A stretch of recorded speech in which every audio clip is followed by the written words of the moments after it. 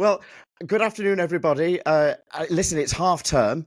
We are sat in our respective homes. Sarah, where are you in the world? Roughly. I mean, don't give away your address in case you get I inundated. am in Enfield in North London, if North anyone is London. lucky enough to know. And Adam, are you Surrey way, Kent way?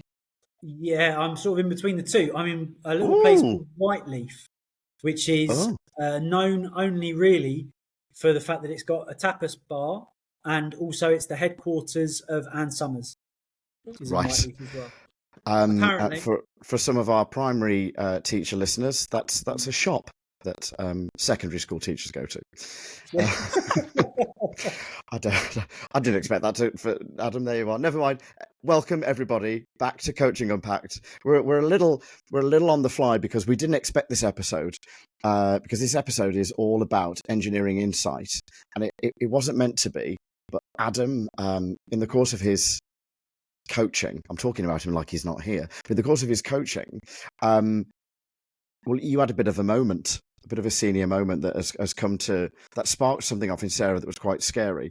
And because you were able to quickly say in a moment, I'm going to engineer a moment of insight with one of your coachees at school, Olly. And well, as a group, we've just not been able to stop thinking about the power of it. That's not a that's not an is that an overflated way of saying that, Sarah? The power of it? No, Yeah. I don't think so. For our audio listeners, Sarah just shook her head fervently. So let's talk about what happened, because we're going to do something very different with this podcast, this episode. So the first thing to say is there is a video. The video will happen in the middle of this podcast. We'll do something magic in edit land afterwards.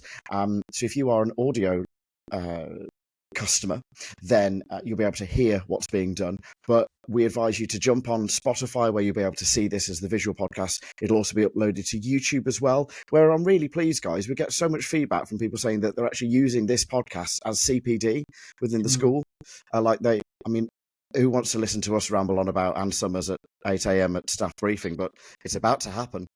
They didn't know. Maybe we'll put a trigger warning on that.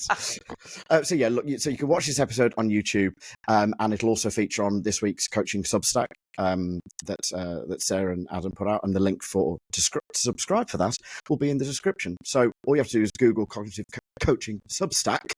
There's over 800 subscribers so far, guys. Congratulations. People are really, really interested in what the brain can do. Right, that's enough of me.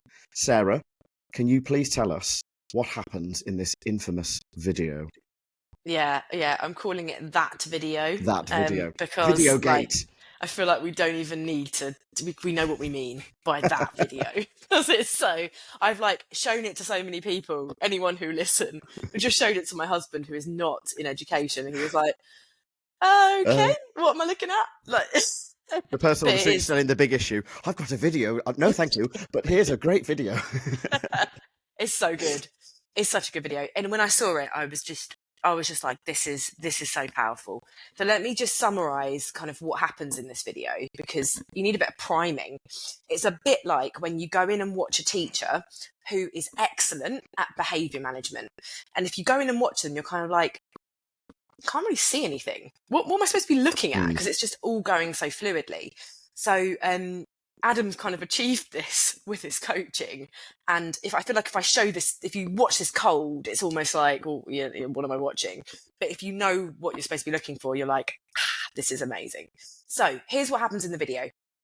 Adam is coaching Olly, who is a really experienced, quite expert teacher in his school. And Adam gets him to watch some video from StepLab Lens, and it's like some footage of Olly's lesson. And Olly's asking his group a question, his class a question in this video. And basically, Adam asks Olly, what was your goal when you used that particular question in your lesson? Yeah. And Olly says, essentially, my goal was to check for understanding. So Adam writes up on the board, your goal was to check for understanding. Then Adam asks Olly, what was the question that you asked? And Olly says that he essentially asks, what is it that you know about the story so far? So Adam sort of draws a line from the goal, and then in a box, he sort of puts the question that Olly asks. So up in front of them is this visual of the goal and the question. And then Adam sort of sits with that for a second and then says, how does this action serve this goal? And then Olly looks at it, and there's just this moment where he goes, well, it doesn't. And it's like, I know that sounds really simple, but essentially what Adam has done in that moment is engineer insight. He has got Olly to see his lesson in a different way.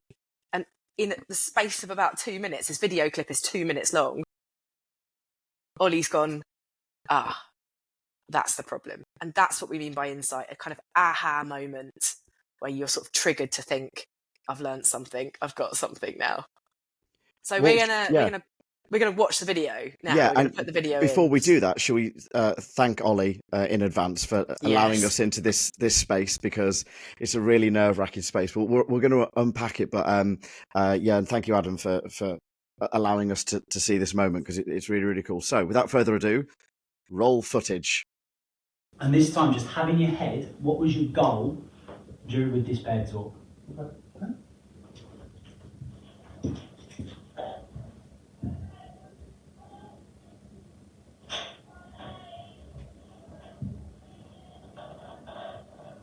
And sit up straight, if you're looking very tired. Maybe you said partner A and B, go 5, 4, 3, 2, 1, and 0. Hands up, partner A. Partner A, you are going to tell the person next to you what it is that you know about the story so far. Go. 30 seconds. Yeah. Okay, so what's your goal with this particular question? The same as what it was on the carpet. Which was? Which was to first of all to gauge the understanding of their text, of what they've read so far, and their understanding of the characters' emotions and thoughts and feelings. Okay, so you're checking understanding. Yeah. That's your goal. Okay, roll it on.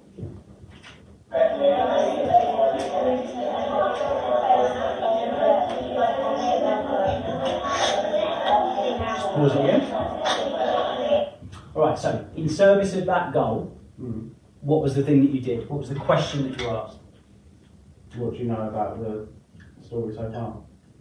Cool. So you asked, what do you know? I'm just to fit this in, what do you know so far? Yeah. Right. Okay, what was the driver behind that question? Like, why does that question serve that goal?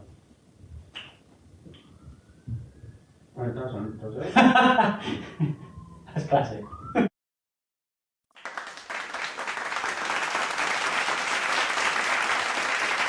Yes. That's enough of that. I just thought we'd have a nice bit of round of applause there for you, Adam. Congratulations. Wow. What a moment. I remember watching that and just laughing. I had no idea that moment was going to come. And when he went, oh, it doesn't. Because he's got that accent. Oh, it doesn't. It's just so real. And just the aha moment was just so, it was just so there. So for me, this is really interesting, right? Because as this tiny bit of coaching, I think for people like me and other coaches, it's the bit we kind of worry about. It's the bit of the conversation where we want to focus on something to improve, but we need the teacher to really get what we're saying and to share their interpretation. So I guess it's easy to either maybe not get to the point and play guess what's in my head, which, I mean, as teachers, we say that with training teachers, don't guess. Don't let the kids guess. What a terrible waste of time. Tell them the answer to the question they don't yet know. So we could go for that, or B, we could say it in a way that feels like criticism and then put the teacher off. But so you always worry whether you're going to flip between those two. But I think what you did there, Adam, was it made both parties feel involved. because you got the teacher saying what their goal was and what they did. And when you linked it together and went to how did they link together, and he just went, oh no, I've done a bad. Yeah. Yeah, I totally agree with that. And I think it's really good to get your perspective on it, Chris, as well. Like from someone who might worry about those things. Like I still worry about like how to get these things kind of across and to like agree them. So I kind of get lots of coaches. I'm actually doing some coaching tomorrow with 2 coaches who are like, how do we get over that probe bit? How do we get people to see what it is that we're seeing in a way that helps them to feel agentic and not kind of like maybe just told about it? And there's nothing wrong with just telling people what you saw and what you think the problem is. There's nothing really wrong with that, but you do have to have a particular relationship. And actually it might be more powerful to do what Adam's done, which is like engineer insight. And I think the power of this might lie in this idea of like prediction error as well. So you're kind of like, if you watch that video and you can kind of watch it back, but it's like Olly has this moment where he's kind of like shaken out of his slumber a little bit. Not that he's in a slumber, but when we get into habits, we get a bit automatic. So like seeing it in front of you, like this was your goal, you did this, how do they match? They don't, kind of wakes the teacher out of that habit and like, and that's exactly what that space of coaching is there to do. It's there to give teachers the space to really get to the nub of what the problem is and start to kind of think about what they could do better. So it really helped, like Adam's really helping kind of see it there, like in front of him. But like before we talk about kind of a bit more about like the power of it, let's just kind of dig into how Adam managed to kind of engineer this, because we've used the term engineer insight to suggest that it was a deliberate thing that Adam's done. And I think it's way more than just that moment that we've captured in the video. So I want Adam to kind of explain to us how he kind of got to that point. Yeah, so like this has been lovely so far, by the way. It's like a big let's be nice about Adam session. Don't get used to it. Yeah. So thank you very much. No, I think, the analogy that gets used a lot is like the iceberg one, right? So you've got the tip of the iceberg and all of the stuff that's going on underneath, or sometimes people talk about a swan, don't they? Where like, you've got this nice, calm, serene bit on the surface, but there's like tons of work going on underneath that you don't necessarily see. And I think that's similar to this really, is like, it is pretty simple stuff when you look at it like that, but there's a fair amount of preparation that's gone into that. So I guess like the first thing to be aware of, I suppose, is that it's like, so when Sarah and I coach, we try to codify the preparation as much as we can. I guess that's something we've kind of looked at over the last few months. That's partly for a course that we've been running. And that's kind of helped me get to this point of like being able to explain, hopefully clearly, what my kind of preparation is. So the first thing is like, when I'm in the lesson and watching, like I get tripped up. So that's basically like everything's going nice and swimmingly, and I'm just kind of cruising through watching what's going on. And then suddenly something trips me up in the environment. So with this one, it was that I saw a situation that jarred with my knowledge of how learning and great teaching happens, which was like, so Olly asked this question, but the question that he asked didn't feel like it matched the purpose that I thought logically should have been there at that point in the lesson. So I know Olly really well, and I know his curriculum really well, and so I kind of sense that at this point in the learning sequence, he should really be checking for understanding. The question that he asked didn't, to my mind, check understanding particularly well. So it kind of tripped me up, made me think, okay, there's something here that's worth really looking at. So that was the first thing that I noticed. And at that point, he either thinks that there's one of two things that's going on. He's either got a different goal to checking for understanding, which would trip me up, because I'm pretty sure that at this point, I've got a strong sense that checking for understanding would be the most appropriate thing for him to be doing. I might be wrong, but that's my sense. Or, so it's either he's got a different goal, or he thinks that he is checking for understanding, which again would trip me up, because the question that was asked, I don't see how that plausibly could have checked understanding, certainly not reliably. So the second thing that I do is I record what I see as events and actions. So because we've got the recording on StepLab Lens and I map out what I'm seeing, that makes that, not nice and straightforward. But mapping ultimately organizes my thinking. So it helps me capture the events that the teacher helps me capture the events or the teacher actions and the cause and effect. So I'm mapping what I've seen. So I've seen him ask this question, and then I map out the effect of that, which in this case was children answering questions on whiteboards. So then I infer intentions. So the third bit of this is inferring intentions. So I infer from what's happened so far what the teacher's goal is. So again, remember, that's like not just what the teacher's doing, but also the context of where that learning sequence is at the moment. So I'm inferring that the goal is checking for understanding. And I infer the reasons behind those actions. So they're decision drivers. So why do I think he asked the question in the way that he did instead of in a different way? And I do that because I'm trying to work out what the problem is, and what they did and what they thought. And then lastly, to myself at this stage, I propose what I think the problem is. So in this case, the problem appeared to be mismatch. So the actions don't match what I think is the optimal goal. And it's really important here that, like, all of this is not me saying the correct goal was checking for understanding. Yeah. This is me saying at this point, it feels to me that I think the most optimal goal would have been check for understanding. Now, if we get into that coaching conversation and Olly says, oh no, my goal was this and this is why, and that makes complete plausible sense. And I'm like, oh, okay, great. Well, let's go with that then. So I would then drop the direction that I was going to take things in. It's not what happened in this session, as we know. So Olly he's asked a question habitually, is what I think has happened. So he's asked a question that is a good question to ask, and I can interrupt his thinking during coaching and help him think and act better. But at this stage, like I say, it's just something that I've got a hunch about. So this is something that Sarah and I have kind of happened on over the last few months. If we think about what those 4 stages are, so I got tripped up, G. I then recorded what I saw, R. I then inferred intentions, I, and then I proposed the problem, P, which makes a lovely little acronym of GRIP. So all together, which you can now see on the screen. How cool is that? That's so cool. It's brilliant. It looks like you're wearing because it's the same color as your jumper, so it looks like you're wearing a ball.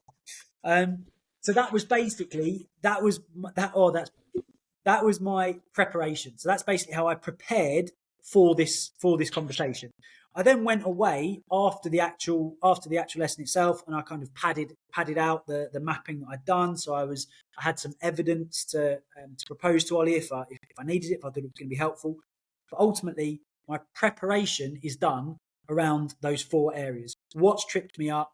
What is it that I've recorded? What are the intentions that I'm inferring? And then what's the problem overall that I can propose?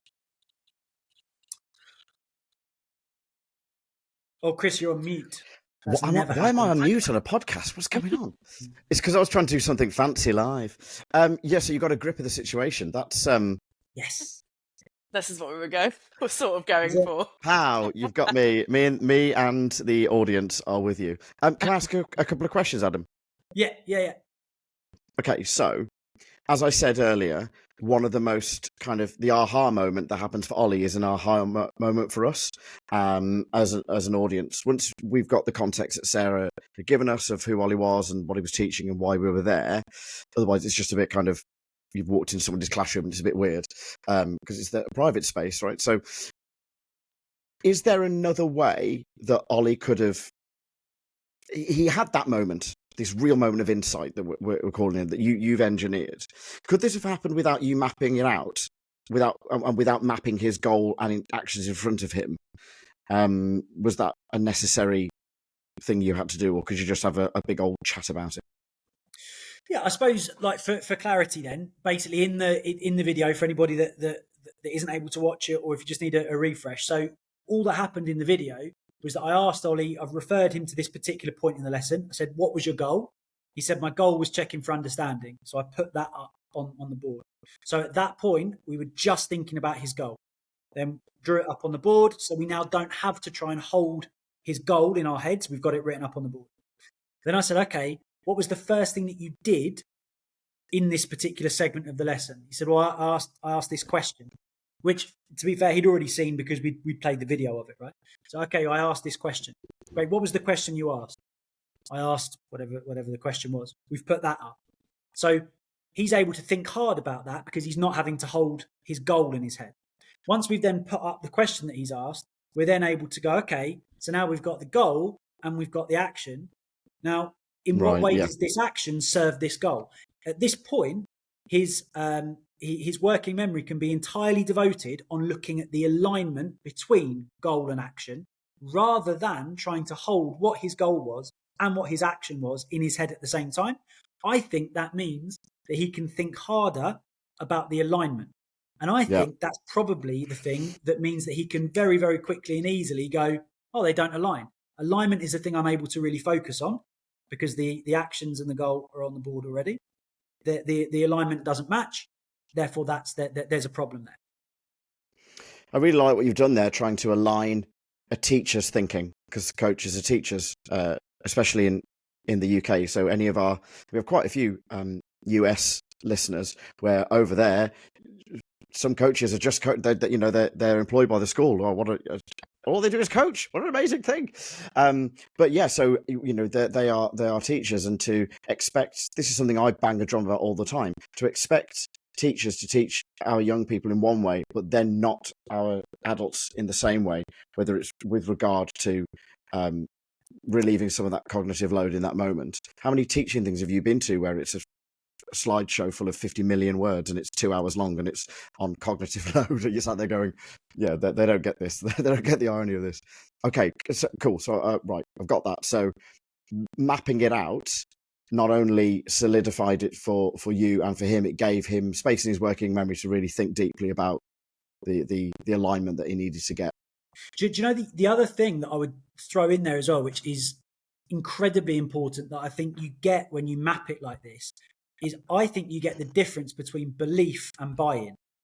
So if I hadn't mapped it and we talked about it, and I said to Olly, okay, so Olly, this is what I saw happen.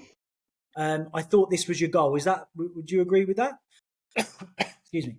He goes, yeah, that was my goal. My goal was to check for understanding. Okay, I saw you ask this question. Do you remember that? And he'll go, yeah, because he either can remember it or he can't, and he assumes I'm right. And then I'm going to say to him, okay, so do these match? Do these two things align? He'll either say, no, they don't, in which case, great, we're there. Or he'll say, yeah, I guess they probably do.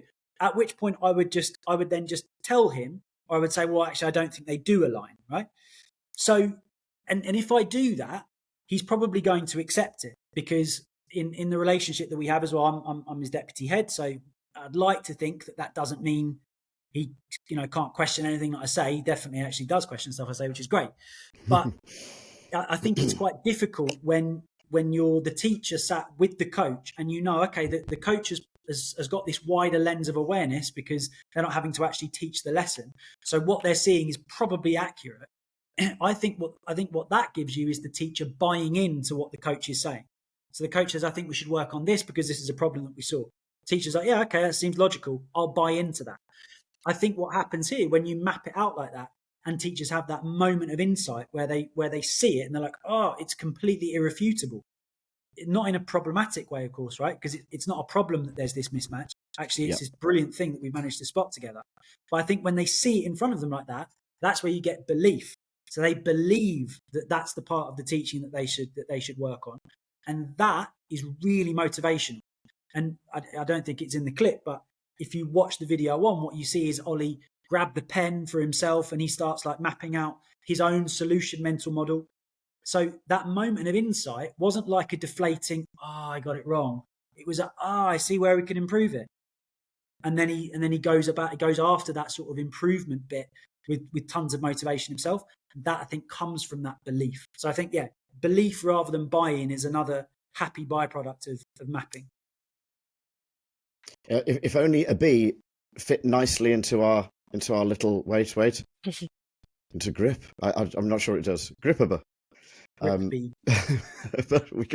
let's go back to that actually, Adam, because I think my last question, because remember, people are driving, we want to keep this nice and digestible for them. You explained the steps within Grip in order to prepare for your coaching. So we've done Olly. Olly was brilliant. He found his way, and actually, in no small part, thanks to his relationship with you. And I'm sure soon we'll do something on relationships, because it's just anybody I meet who is cautious of coaching, relationships are the things they're suspicious about the most. I think that's really, really key when you're trying to convince somebody that it works. So Grip sounds simple. Here it comes again. But is it really? You know, it's something we've come up with in order to help people. We've codified it in a way that is memorable. But is it easy? Can you just learn to do it? I think you can definitely learn to start giving it a go, like pretty easily, for sure. Because, you know, I think that's where the four letters essentially help you with that, because they give you a framework to think about it. But I think to do each of those 4 stages well, and to do them in a way that really helps you prepare for coaching in a deep way, I think that takes more time to learn. And I think what it also takes is a lot of reflection on the part of the coach. So reflecting after your coaching session, a little bit in the coaching session as well, but certainly after the coaching session, and thinking, okay, well, which part didn't feel quite right, let's go back to that preparation stage. Which part of the preparation might have caused it to feel not quite right? And then is that the G, the R, the I, or the P? And then that's where I want to work next time. And then the next time it's a case of going, that's the one little spot that I'm going to work at, just that thing. But yeah, absolutely, you can learn to do it. But I think it takes time to do it increasingly well, just like with everything, to be quite honest. I think the one other last thing I'll say, and then I promise I'll stop, is like culture is a big thing here.